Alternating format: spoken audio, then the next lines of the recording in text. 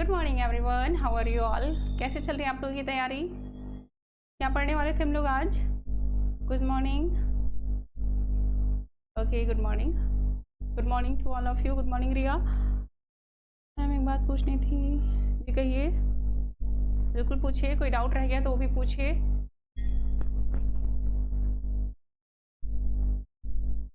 देखिए, आप लोग को अगर डायग्राम में दिक्कत हो रही है तो डायग्राम आपको प्रैक्टिस करना पड़ेगा। वीडियो को बार बार देखिए और प्रैक्टिस कीजिए, क्योंकि बिना प्रैक्टिस के आपको एक बार में इकोनॉमिक्स इतनी आसानी से नहीं समझ में आएगा। आप उसको बार बार पढ़िए, बार बार रिवाइज कीजिए, आपको क्लियर होगा। और जब तक आप पूरा सिलेबस कवर कर लेंगे, आप जब एक दूसरे से कोरिलेट करने लग जाएंगे टॉपिक्स को, तो आपको इकोनॉमिक्स ईजी लगने लगेगा।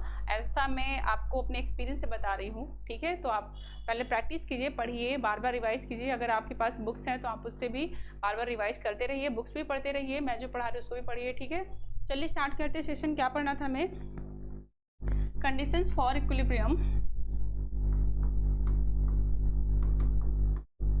Conditions for equilibrium in monopoly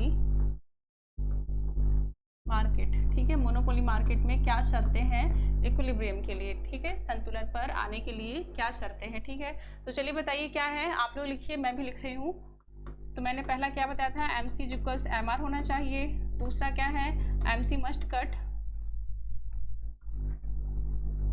MC must cut MR from its below, ठीक है। और ये दो कंडीशन है जो आपको तीनों मार्केट में देखने को मिलेंगे। एक प्रोड्यूसर को इक्विलिब्रियम में आने के लिए दोनों कंडीशन फुलफिल होना जरूरी। इसके अलावा भी मोनोपोली में आपको कुछ कंडीशंस देखने को मिलते हैं। क्या है, पहला देखिए, short run average cost curve है जो वो long run average cost curve के बराबर होता है। और फोर्थ क्या है कि जो आपका MR है, मार्जिनल रेवेन्यू, वो किसके बराबर होता है, लॉन्ग रन मार्जिनल कॉस्ट के बराबर और शॉर्ट रन मार्जिनल कॉस्ट के बराबर, ठीक है। और फिफ्थ क्या है कि जो मोनोपोली है वो प्राइसेस हमेशा एवरेज कॉस्ट से ज़्यादा चार्ज करता है, ठीक है। इसलिए एक मोनोपोली क्या करता है, सुपर नॉर्मल प्रॉफिट अर्न करता है, ठीक है। प्राइसेस को हम लोग AR से डिनोट करते हैं, लेते हैं, इसलिए हम उसको AR भी लिख सकते हैं प्राइस को, ठीक है। लिख देती हूँ, अदरवाइज आप लोग कहेंगे मैम ने ऐसा कभी कुछ बताया नहीं, ठीक है। AR जो है वो AC से क्या है, ग्रेटर होता है, ठीक है। ध्यान दीजिए इन सब सारी चीज़ों को। MC जो है वो MR के बराबर होना चाहिए। दूसरा, MC must cut MR from its below, मतलब MC जो है MR को नीचे से काटे, ठीक है। ध्यान दीजिएगा, तभी वो इक्विलिब्रियम में होगा। अगर वो ऊपर से काटेगा तो इक्विलिब्रियम में नहीं होगा। LAC जो short run average cost curve है वो long run average cost curve के बराबर है, यानी जो लॉन्ग रन एवरेज कॉस्ट बनेगा उसी पर आपका short run average cost curve भी बनेगा। दूसरा जो MR है, मार्जिनल रेवेन्यू है, वो लॉन्ग रन मार्जिनल कॉस्ट के बराबर है और शॉर्ट रन मार्जिनल कॉस्ट के बराबर है, ठीक है। प्राइसेस जो है वो हमेशा एवरेज कॉस्ट से ज़्यादा एक मोनोपोली चार्ज करता है, ठीक है।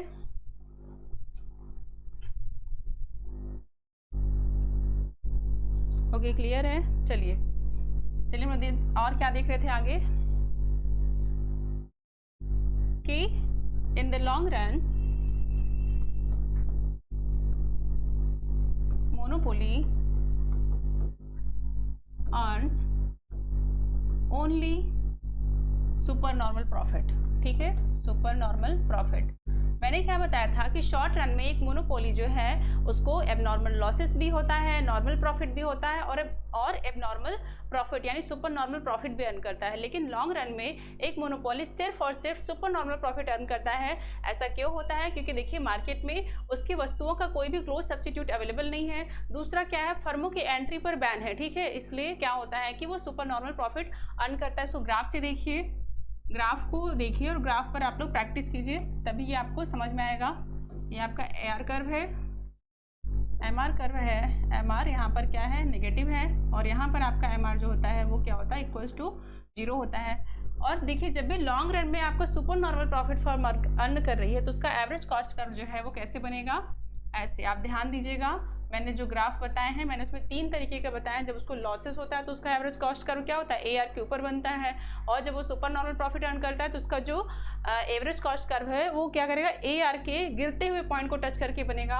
और जब वो एबनॉर्मल प्रॉफिट यानी सुपर नॉर्मल प्रॉफिट अर्न कर रहा है तो उसका जो AR कर्व है, AC कर्व है, वो एवरेज कॉस्ट कर्व जो है वो एवरेज रेवेन्यू करके नीचे से बनता है। ठीक है, ध्यान दीजिएगा इसको।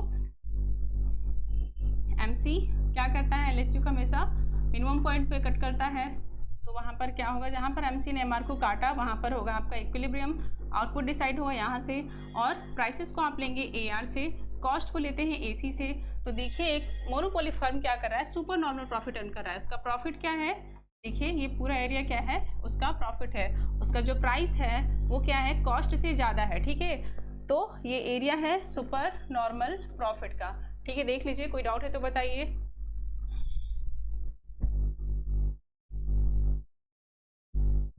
मैम एक बार रिपीट कीजिए एवरेज कॉस्ट कर्व के बारे में। देखिए जो एवरेज कॉस्ट कर्व है, मैंने आपको बताया था कि 3 तरीके के ग्राफ मैंने आपको बनाए थे।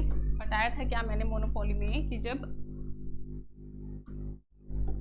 ये आपका AR कर्व है, ठीक है, और आपका MR कर्व है, आपको ध्यान देना है जब आपका AC कर्व ये कहाँ बन रहा है, एवरेज रेवेन्यू कर्व से ऊपर बन रहा है। ठीक है, तो यहाँ पर फर्म को क्या होगा, लॉस होगा।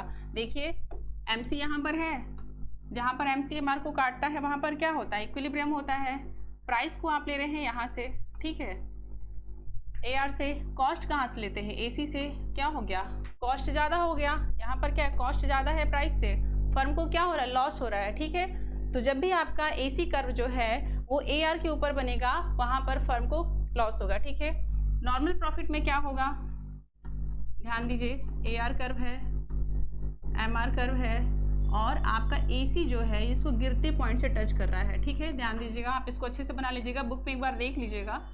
और यहाँ पर MC है, AC है, यहाँ पर आपका इक्विलिब्रियम है। देखिए AR और AC दोनों एक ही पॉइंट पर टेंजेंट है, यानी प्राइस जो है वो क्या है, कॉस्ट के बराबर है, तो यहाँ पर क्या है, नॉर्मल प्रॉफिट अर्न कर रहा है। ठीक है, चलिए और दूसरा भी समझ लीजिए। मैंने क्या बताया कि लॉन्ग रन में फर्म जो है वो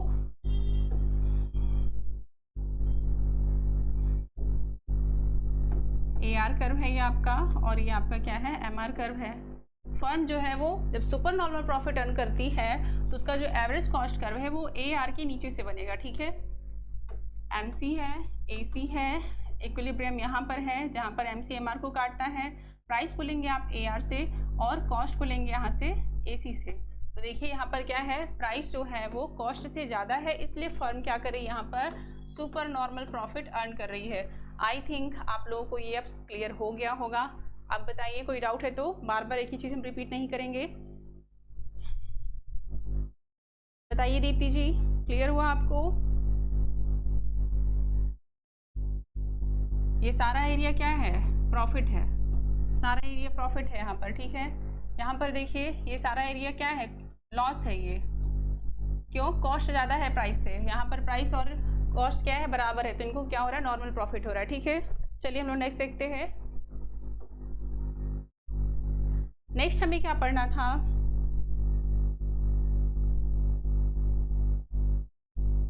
चलिए हम लोग नेक्स्ट देखेंगे access capacity.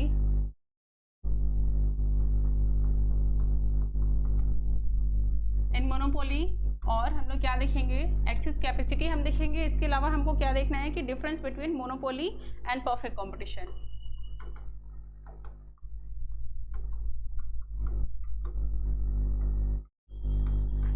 Monopoly and perfect competition.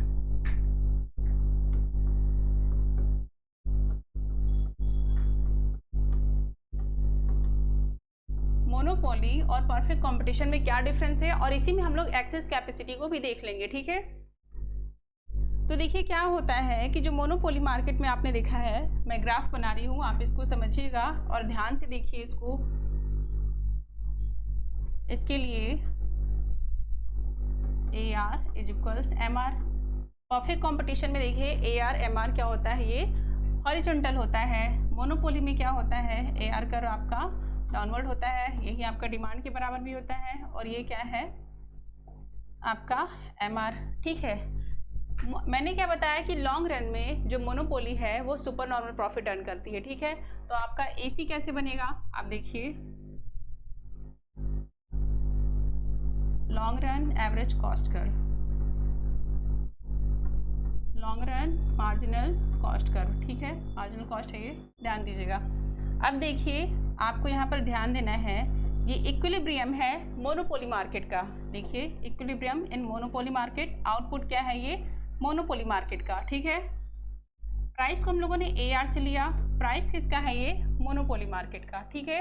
Cost को हम ले रहे हैं यहाँ से, कॉस्ट किसका है ये मोनोपोली मार्केट का, ध्यान दीजिए।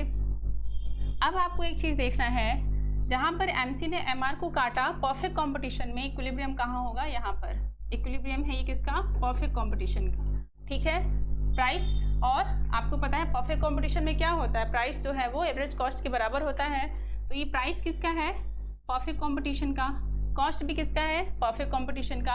अब आपको ध्यान देना है एक चीज, देखिए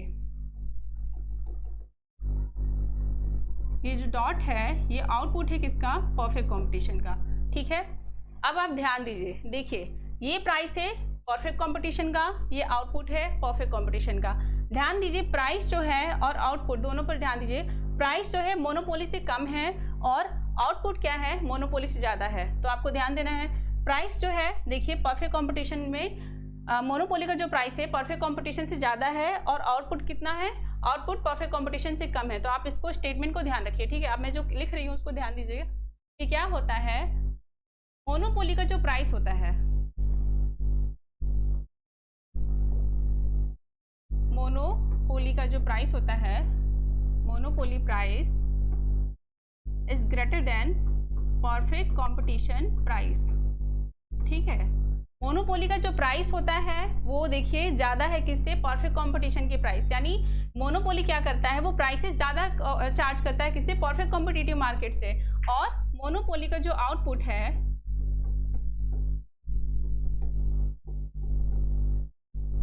वो क्या है, कम है किससे, परफेक्ट कंपटीशन के आउटपुट से।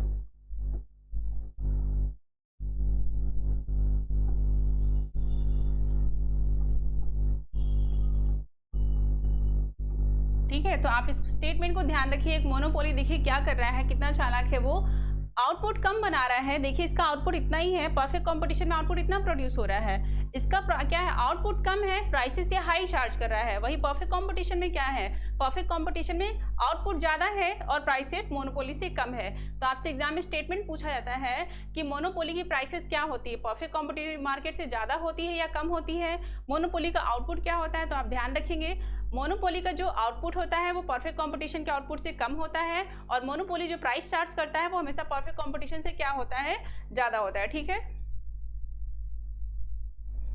इतना क्लियर है।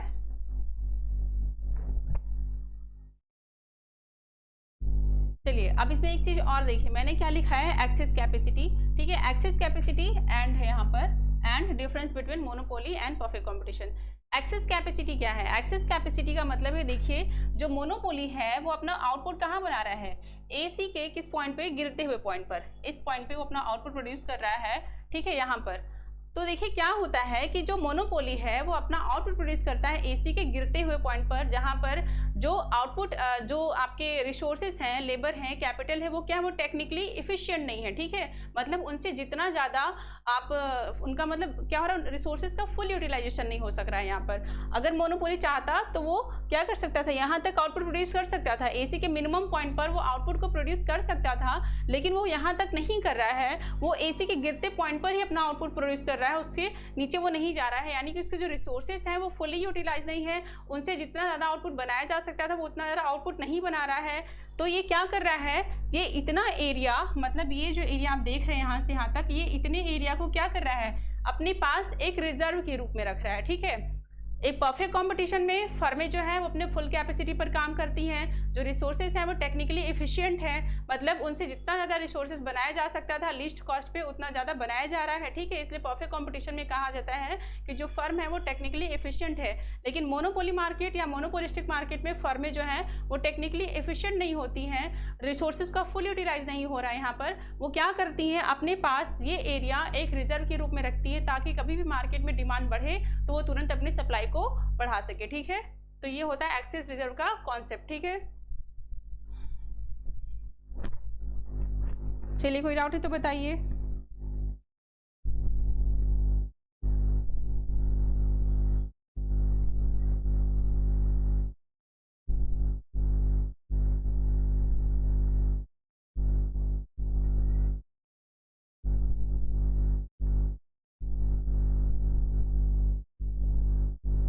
चलिए नेक्स्ट देखिए, अब एक और स्टेटमेंट क्या पूछा था मोनोपोली के बारे में। A monopoly can not operate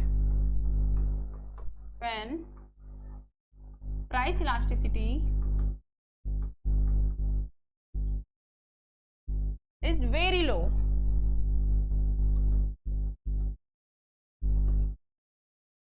यानी कि हमको देखना है कि जो मोनोपोली है वो किस एरिया में अपना प्राइस को डिटरमाइन करता है। तो हम इसको ये भी लिख सकते हैं, एंड प्राइस डिटर्मिनेशन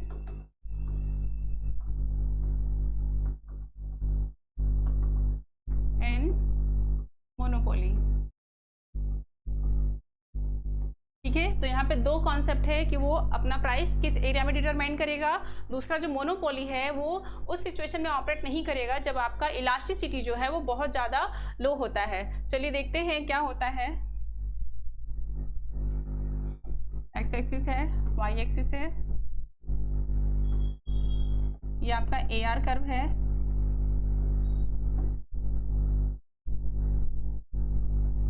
आपको पता है कि AR कर्व ही क्या होता है, किसी फर्म का डिमांड कर्व होता है, और ये आपका क्या है, MR कर्व है। AR यही तक है, आप नीचे नहीं ले जा सकते AR को, ठीक है। MR जो है आपका नेगेटिव होता है, AR नेगेटिव नहीं होता है, ठीक है। और ये आपका MR कर्व हो गया, और ये क्या है आपका TR कर्व, ठीक है। आपको पता है कि मोनोपोली में TR कर्व कैसा होता है, U शेप्ड होता है। ये आपका MR है, जहाँ पर MR आपका नेगेटिव है, यहाँ पर ध्यान दीजिएगा, इलास्टिसिटी ऑफ डिमांड क्या है, इज इक्वल्स टू 1 है, और TR क्या है, यहाँ पर आपका मैक्सिमम है। ग्राफ जो भी मैं बनाती हूँ, क्योंकि हम लोग क्या है मैं बना रही हूँ तो इसमें थोड़ा बहुत लाइन में मिस्टेक हो सकता है, तो आप ग्राफ को बुक में ज़रूर एक बार देखा कीजिए, ठीक है। तो वैसे आपको क्या होगा, बिल्कुल क्लियर हो जाएगा। यहाँ पर आपका MR क्या है, 0 है, यहाँ पर आपका जो TR है मैक्सिमम है, ठीक है, मैक्सिमम है। अब आपको ध्यान देना है यहाँ पर एक चीज़ कि ये वो एरिया है, यहाँ पर ये इतना जो एरिया है, यहाँ पर आपका इलास्टिसिटी ऑफ डिमांड क्या है, ग्रेटर देन 1 है, और ये वो एरिया है जहाँ पर आपका इलास्टिसिटी ऑफ डिमांड जो है वो लेस देन 1 है, ठीक है। अब आपको ध्यान देना है, इस क्वेश्चन में क्या लिखा है कि monopoly can not operate when price elasticity is very low. एक मोनोपोली जो है वो उस समय ऑपरेट नहीं कर सकता है, ठीक है, जब उसका प्राइस इलास्टिसिटी जो है बहुत कम होगा। क्यों, देखिए, जिस समय आपका MR, यहाँ पर ध्यान दीजिए, इलास्टिसिटी आपका क्या है, इज इक्वल्स टू 1 है, इसके नीचे आपका इलास्टिसिटी ऑफ डिमांड क्या है, नेगेटिव है, इसके ऊपर इलास्टिसिटी ऑफ डिमांड क्या है, सॉरी नेगेटिव नहीं है, लेस देन 1 है, यहाँ पर इलास्टिसिटी ऑफ डिमांड क्या है, मोर देन 1 है, ठीक है। तो देखिए ये पॉइंट है जहाँ पर आपका MR 0 है, और इस इलास्टिसिटी जब डिमांड आपका क्या, मैं इसको लिख देती हूँ, इलास्टिसिटी ऑफ डिमांड जब आपका 1 है तो यहाँ पर देखिए MR क्या है, 0 है, और TR क्या है, मैक्सिमम है, ठीक है, TR मैक्सिमम है। अगर एक मोनोपोली इसके नीचे प्राइस चार्ज करेगा तो क्या होगा, बताइए क्या होगा, MR जो है आपका नेगेटिव हो जाएगा, ध्यान दीजिए, MR आपका क्या हो जाएगा, नेगेटिव हो जाएगा, और टोटल रेवेन्यू आपका क्या होगा, डिक्लाइन होने लगेगा, ठीक है। इसलिए क्या होता है कि एक मोनोपोली जो है वो इलास्टिसिटी ऑफ डिमांड जब इक्वल्स टू 1 होता है तो वो इसके नीचे, जब ये वाला सिचुएशन है, इस वाले लाइन में एरिया में वो अपने प्राइसेस को चार्ज नहीं करता है। क्यों, क्योंकि यहाँ पर उसको नेगेटिव रिटर्न मिल रहा है, ठीक है। जब इलास्टिसिटी ऑफ डिमांड बहुत कम होगा तो उस एरिया में अगर वो चार्ज करेगा प्राइसेस तो क्या होगा, उसका ये डिसीजन रैशनल नहीं माना जाएगा। यहाँ पर क्या होगा कि जो TR कर्व है वो उसका टोटल रेवेन्यू घटने लगेगा और मार्जिनल रेवेन्यू क्या हो जाएगा, नेगेटिव हो जाएगा। इसलिए वो जब भी प्राइसेस चार्ज करेगा वो हमेशा इस एरिया के ऊपर ही करेगा, elasticity of demand equals to 1 के ऊपर ही वो प्राइसेस अपना फिक्स करेगा। ठीक है,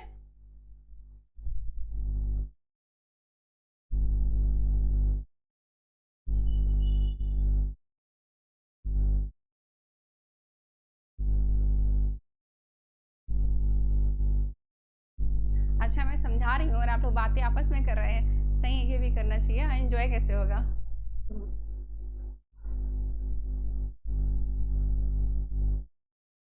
अच्छा ठीक है, मैं समझा रही हूँ, आप समझते नहीं हैं, फिर बाद में बोलेंगे मैम ये नहीं समझ में आया, फिर मैम दोबारा समझा दीजिए।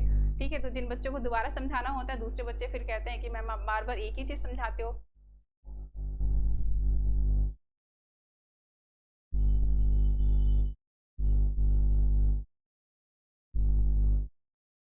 नो डाउट मैम, चलिए अच्छी बात है।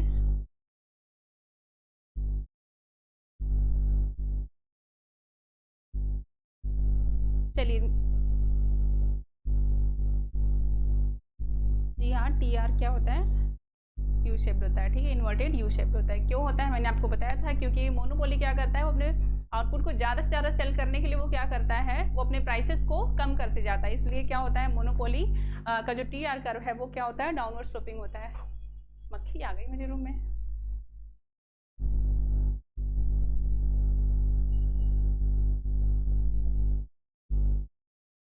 चलिए अब देखते हैं प्राइस और आउटपुट कैसे डिटरमाइन होता है मोनोपोली में।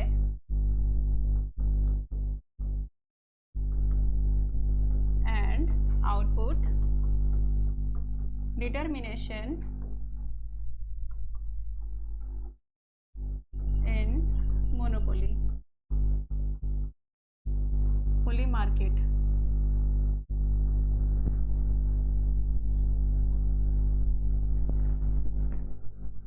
चलिए बताइए किस बेसिस पे तय करता है।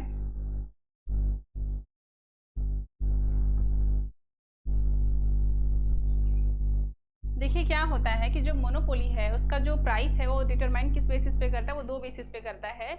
एक तो वो मार्जिनल कॉस्ट के बेसिस पे करेगा और दूसरा इलास्टिसिटी ऑफ डिमांड के बेसिस पे। तो देखिए क्या होता है, पहला वो क्या करता है, ऑन द बेसिस ऑफ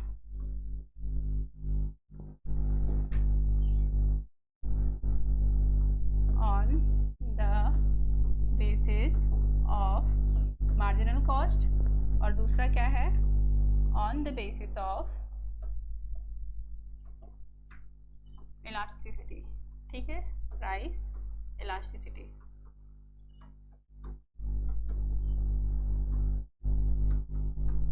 ठीक है, इन दो बेसिस पे एक मोनोपोली क्या करता है, अपने प्राइसेस को डिटरमाइन करता है।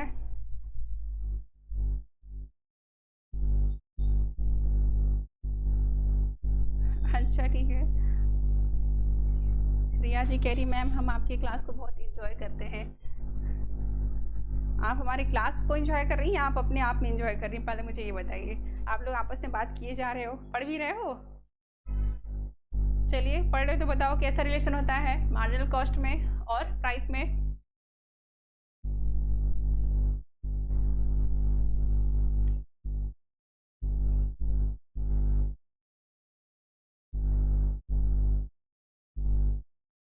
ओके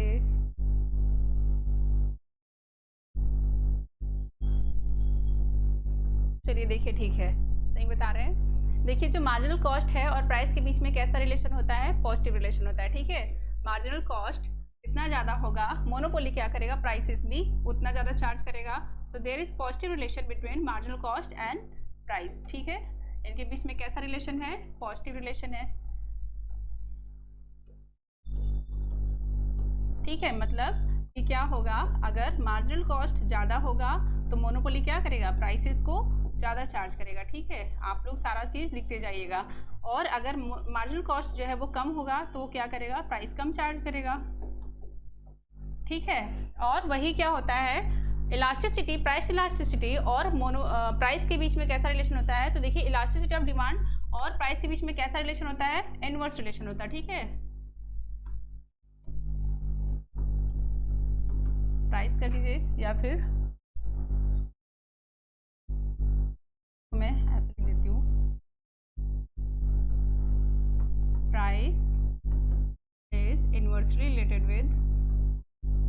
इलास्टिसिटी, ठीक है। तो क्या होगा, अगर इलास्टिसिटी बहुत ज़्यादा है, इलास्टिसिटी ऑफ डिमांड बहुत ज़्यादा है, तो क्या करेगा वो कि प्राइसेस को कम चार्ज करेगा, ठीक है। और अगर प्राइसेस इलास्टिसिटी ऑफ डिमांड क्या है, लेस इलास्टिक है, तो वो क्या करेगा, प्राइस हाई चार्ज करेगा। अगर हम रिजिड है कि मुझे मोनोपोली की ही कमोडिटी चाहिए, उसने जो बनाया है वो चाहे प्राइसेस कुछ भी रखे, मुझे उसका ही चाहिए, तो आप क्या करेंगे, वो क्या करेगा, अपनी प्राइसेस को ज़्यादा से ज़्यादा चार्ज करेगा। मैंने क्या बताया था, जैसे आपने ब्रांड लॉयल्टी देखा, मैंने बताया था आपको ब्रांड लॉयल्टी क्या होती है, किसी भी ब्रांड के प्रति ज़्यादा से ज़्यादा लॉयल होना। जैसे आपने फिल्म इंडस्ट्री में देखा है कि लोग किसी पर्टिकुलर ब्रांड के कपड़े पहनते हैं, या फिर किसी पर्टिकुलर फैशन डिजाइनर के ही कपड़े पहनते हैं। मनीष मल्होत्रा का आपने सुना होगा, उसके फैशन डिजाइन किए हुए ड्रेस क्या होते हैं, फिल्म इंडस्ट्री में जो एक्टर एक्ट्रेसेस ज़्यादा प्रेफर करते हैं, ठीक है। करण जौहर को देख लीजिए, ये लोग हमेशा क्या करते हैं, जो मनीष मल्होत्रा ड्रेस डिजाइन करते हैं वो क्या करते हैं, उन्हीं को पहनते हैं। तो वो क्या करेंगे, वो ज़्यादा से ज़्यादा प्राइसेस चार्ज करेंगे, क्योंकि उन्हें पता है कि कहीं और जा ही नहीं रहे, मेरे पास ही आ रहे हैं, तो वो क्या करेंगे, प्राइसेस ज़्यादा चार्ज करेंगे, उनकी मोनोपोली है। तो यहाँ पर क्या है, लोग लेस इलास्टिक है, तो प्राइस क्या कर रहा है, हाई चार्ज कर रहा है। और अगर लोग मोर इलास्टिक होंगे तो मोनोपोली क्या करेगा, प्राइसेस उस मार्केट में कम चार्ज करेगा, ठीक है। तो इन्वर्स रिलेशन है, अगर इलास्टिसिटी ऑफ डिमांड क्या है, लेस है, हाई होगा, तो प्राइस क्या होगा, प्राइस इनका क्या होगा, कम होगा। और अगर लेस इलास्टिक डिमांड है तो प्राइस क्या होगा, हाई होगा, ठीक है। तो ये रिलेशनशिप आप याद कर लीजिए, इसको हम लोग ग्राफ के बेसिस पे समझते हैं।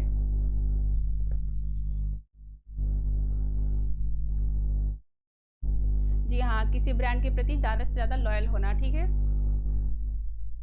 आजकल तो सबसे ज़्यादा ये घर में भी देख सकते हैं आप, फैमिली में मदर लोग क्या करती हैं, न्यूबॉर्न बेबी को ज़्यादा से ज़्यादा क्या करती है, जॉनसन्स बेबी प्रोडक्ट यूज करती हैं, उन्हें लगता है यही मेरे बच्चे के लिए सही। तो वो क्या है, इसका भी आप देखेंगे प्राइस दिन पे दिन बढ़ते जा रहे हैं।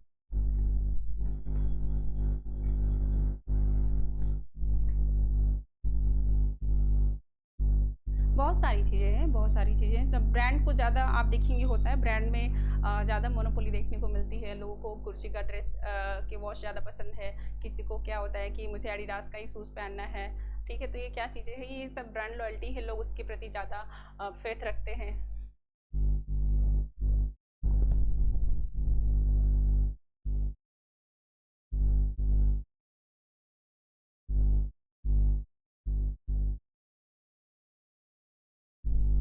चलिए, अब हम लोगों ने क्या देखा, इसके बेसिस पे हम लोग ग्राफ को देखते हैं क्या होगा।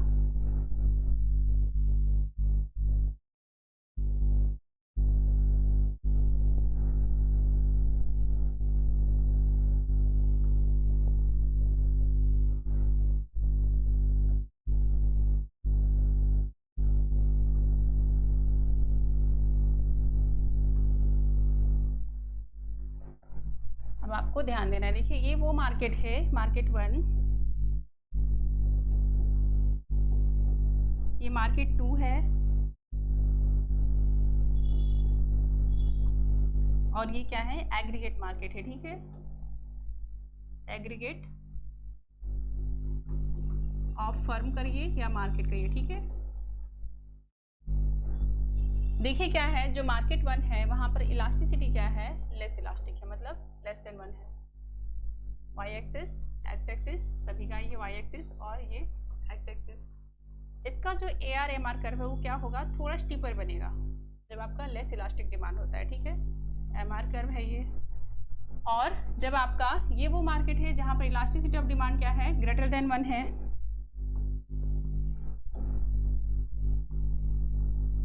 तो इसका ए आर कर्व कैसा होगा, थोड़ा स्टीपर होगा, और सॉरी फ्लैटर होगा।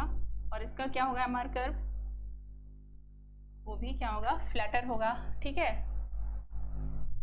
इन दोनों के बेसिस पे आप ध्यान दीजिए, आपका जो एग्रीगेट डिमांड कर्व बनेगा वो कैसा बनेगा, वो यहाँ से थोड़ा स्टीपर देन फ्लैटर हो जाएगा आपका ए आर कर्व। और एम आर कर्व भी कैसे बनेगा, ऐसे, ठीक है।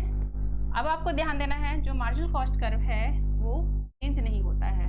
मोनोपोली में मार्जिनल कॉस्ट चेंज नहीं होता। मैंने आपको बताया था कि लास्ट क्लास में कि मार्जिनल कॉस्ट मोनोपोली का चेंज नहीं होता, लेकिन उसका मार्जिनल रेवेन्यू जो है चेंज होता है। क्यों, क्योंकि वो गुड्स तो बना रहा है एक ही कॉस्ट पर, लेकिन उसको अलग अलग मार्केट में वो क्या करता है, अलग अलग प्राइस पर बेचता है, तो उसका क्या होगा, रेवेन्यू जो है अलग अलग मार्केट से उसको अलग अलग कलेक्ट होगा, ठीक है। तो देखिए, जहाँ पर लेस इलास्टिक डिमांड होगा वहाँ पर हाई प्राइसेस चार्ज करेगा, तो वहाँ का रेवेन्यू क्या होगा, अलग होगा, ठीक है। और जहाँ पे मोर इलास्टिक डिमांड है वहाँ पर वो क्या करेगा, लो प्राइस चार्ज करेगा तो वो क्या करेगा, वहाँ का जो रेवेन्यू है वो अलग होगा। तो ठीक है, इनका मार्जिनल कॉस्ट चेंज नहीं होता, इसलिए इनका इक्विलिब्रियम पॉइंट क्या होगा, सभी का एक ही होगा। ठीक है, आउटपुट है, ये इक्विलिब्रियम है और यही इक्विलिब्रियम क्या होगा, सभी का होगा। यानी सबका मार्जिनल कॉस्ट क्या है, सेम है। मार्जिनल कॉस्ट किसी का चेंज नहीं हो रहा है, सिर्फ जो चेंज हो रहा है वो क्या चेंज हो रहा है, एमआर चेंज हो रहा है। ठीक है, ध्यान दीजिएगा। तो देखिए अब इस पे क्या है, जहाँ पर एमसी ने एमआर को काटा वहाँ पर आउटपुट डिसाइड हुआ और प्राइस को हमने लिया यहाँ से एआर से। ठीक है, ये आपका प्राइस हो गया। और इस मार्केट में क्या है, जहाँ पर एमसी ने एमआर को काटा वो क्या है, आउटपुट डिसाइड हो गया। प्राइस चार्ज कहाँ से हुआ, यहाँ से। तो ध्यान दीजिए, देखिए जहाँ पर लेस इलास्टिक डिमांड है, प्राइसेस वहाँ पर क्या है, हाई है। प्राइस देखिए इस मार्केट में क्या है, हाई है और आउटपुट क्या है, कम है। मोर कॉम्पिटिटिव, जहाँ पर मोर इलास्टिक डिमांड है वहाँ पर आउटपुट ज़्यादा प्रोड्यूस किया जा रहा है और प्राइसेस को कम रखा गया है। ठीक है, तो ये होता है प्राइस का डिटर्मिनेशन। प्राइस किसके बेसिस पे तय हो रहा है, यहाँ पर इलास्टिसिटी के बेसिस पर। ठीक है, और पूरा प्रॉफिट एरिया क्या हो जाएगा इनका, ये सारा एरिया मोनोपोली का क्या है, प्रॉफिट एरिया है। ठीक है, मोनोपोली जो है वो एग्रीगेट इतना प्रॉफिट अर्न कर रहा है। बताइए कोई डाउट है तो।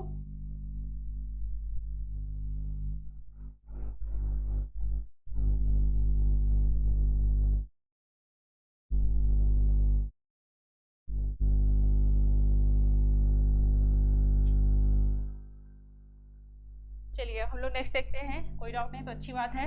नेक्स्ट हमें क्या पढ़ना है कि मोनोपोली के पास कोई भी टेक्निकल एफिशिएंसी नहीं होता। मैंने बताया monopoly have no technical efficiency, note कर लीजिए, have no technical efficiency. Monopoly के पास क्या होता है, टेक्निकल एफिशिएंसी नहीं होता है। देखिए मैं इसको फिर से समझा देती हूँ आपको अच्छे से। ये परफेक्ट कंपटीशन मार्केट का एआर एमआर कर्व है। ठीक है, और यहाँ पर आपको पता है कि जो प्रोड्यूसर है वो क्या करता है, एवरेज कॉस्ट के मिनिमम पॉइंट पर प्रोडक्शन करता है। यहाँ पर जो आपका रिसोर्सेस हैं, लेबर है, मशीनरी है, कैपिटल है, वो क्या है, यार मक्खी बहुत परेशान कर रही है, तो वो क्या होता है, उसके मिनिमम पॉइंट पर ऑपरेट कर रहे हैं। इसका मतलब है कि लोग यहाँ पर जो रिसोर्सेज है वो फुली यूटिलाइज हैं, वो टेक्निकली इफिशिएंट है, उनसे जितना ज़्यादा प्रोडक्शन कर सकते थे आप वहाँ पे उतना प्रोडक्शन कर रहे हैं। लेकिन मोनोपोलिस्टिक मार्केट में हमने क्या पढ़ा कि जो रिसोर्सेज हैं वो टेक्निकली इफिशिएंट नहीं है, क्योंकि वो क्या कर रहे हैं, एआर कर्व के, देखिए एमआर है, एआर कर्व के वो क्या करते हैं, गिरते हुए पॉइंट पर वो प्रोडक्शन करते हैं। ये आपका एलएसी है, ये एलएमसी है। ठीक है, जहाँ पर एमसीएमआर को काटती है वो क्या होता है, इक्विलिब्रियम, आउटपुट डिसाइड होता है, प्राइस यहाँ पर है, कॉस्ट हमने लिया यहाँ से। ठीक है, तो देखिए ये क्या करा, एसी के गिरते हुए पॉइंट पर ये प्रोडक्शन कर रहे हैं। ये चाहते तो यहाँ भी प्रोडक्शन कर सकते थे, पर इसको ही अपने पास कैसे रख रहे हैं, एज एक्सेस रिजर्व के रूप में रख रहे हैं कि अगर मार्केट में कभी भी डिमांड बढ़ेगा तो अपना प्रोडक्शन जो है बढ़ा सकते हैं। ठीक है, तो मोनोपोली में आपको टेक्निकल एफिशिएंसी देखने को नहीं मिलता है। बताइए कोई डाउट है तो।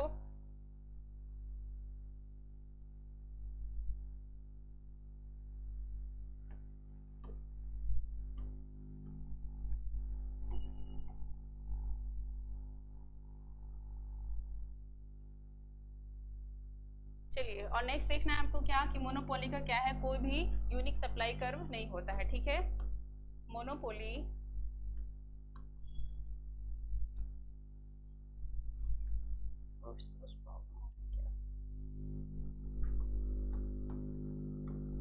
monopoly does not have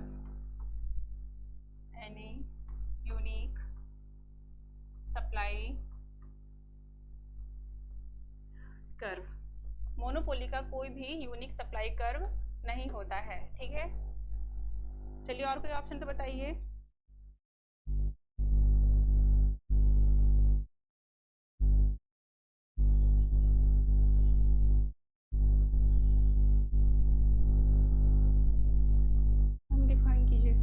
देखिए मोनोपोली का कोई भी यूनिक सप्लाई कर्व नहीं होता है, क्योंकि क्या होता है, जो मोनोपोली है उसका प्राइस और आउटपुट का कोई कॉम्बिनेशन ही नहीं होता है। उससे पता ही नहीं, मतलब उसके हम पता ही नहीं कर पाते कि उसने कितने आउटपुट को कितने प्राइस पर बेचा। वो अलग अलग, आपने देखा है प्राइस डिस्क्रिमिनेशन हम लोग पढ़ेंगे। मोनोपोली का सबसे इंपॉर्टेंट फीचर है प्राइस डिस्क्रिमिनेशन। ये सिर्फ मोनोपोली में देखने को मिलता है, परफेक्ट कॉम्पिटिशन मोनोपोलिस्टिक मार्केट में आपको नहीं देखने को मिलेगा।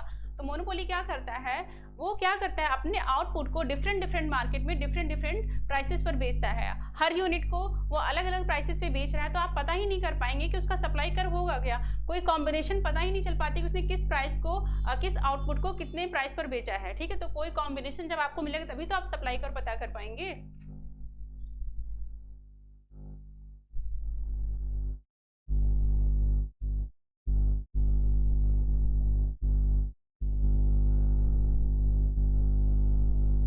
जी हाँ, बिल्कुल सही है। चलिए देखिए, अब दूसरा भी आप देख लीजिए, टोटल प्रॉफिट क्या होता है। प्रॉफिट का फॉर्मूला है, ये याद कर लीजिएगा, ऑफ मोनोपोली। देखिए क्या होता है,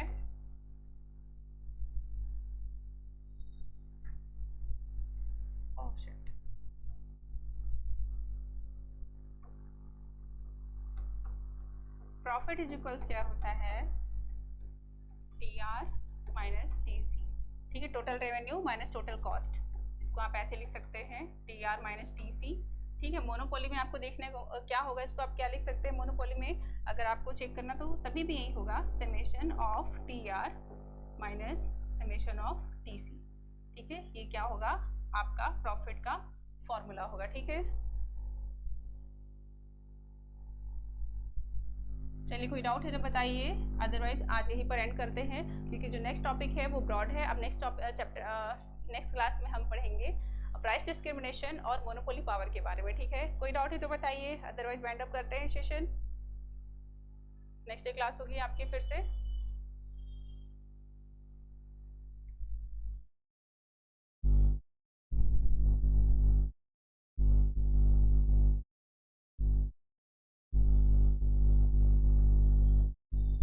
जी हाँ, मेरी एक बेटी है।